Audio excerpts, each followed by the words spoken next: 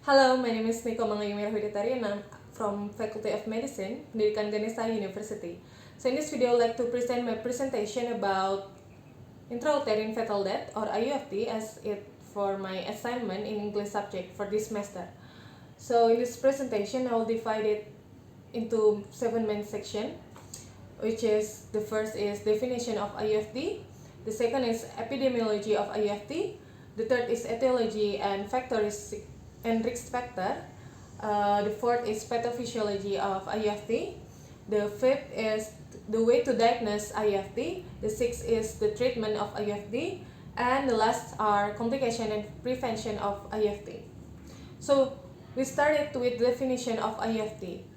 According to WHO and American colleges of obstetrician and gynecologists say that intrauterine fetal death is a death of fetus in uterus with a fetus weighing 500 grams that often occurs in the 20 week or more of the pregnancy.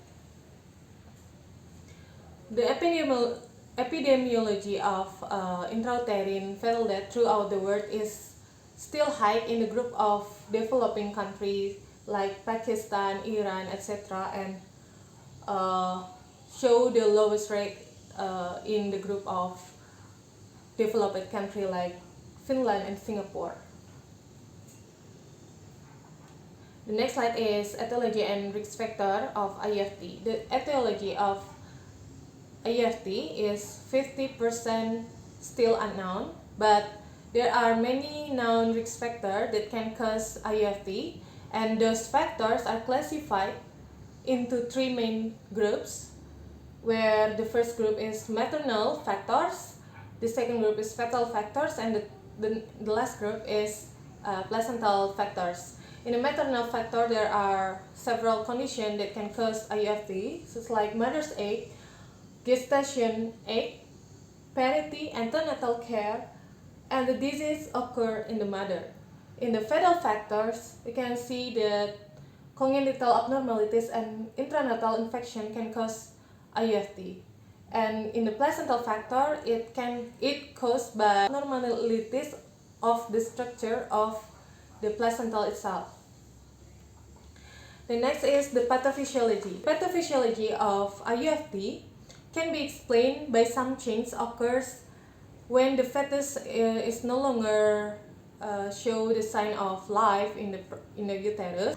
The change consists of four phases such as rigor mortis, stage of maceration 1, stage of maceration 2, and the last is stage of maceration 3, where it began with fetal stiffness until loss of relationship between bones under the skin of the fetus. The next is the way to diagnose IUFD. The way to diagnose IUFD can be done by the right of history taking or anamnesis, physical examination, and advanced examination. Patients usually complain that they didn't feel the fetal movement in few days, or the fetal movement greatly reduced. Also, they feel the difference feeling of their stomach. The definitive diagnosis will come from advanced examination using USG or abdominal X-ray, where specific signs like Spaulding signs will indicate the death of fetus. The next slide is the treatment. The treatment of IUFD begin with explanation of the problem to the patient and their family, and decided the method of pregnancy termination, whether it's vaginal delivery or cesarean method. And the next slide is about the complication of IUFD. The complication of IUFD, based on the research that have been done, show that the most complication happen in this case is DIC or disseminated intravascular coagulation.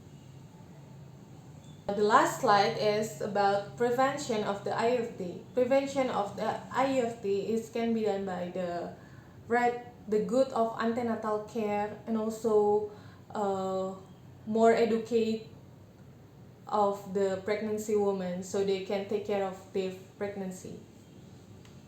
Friends that I use in this presentation, and thank you for the attention, and I'm sorry for some mistake that I have made.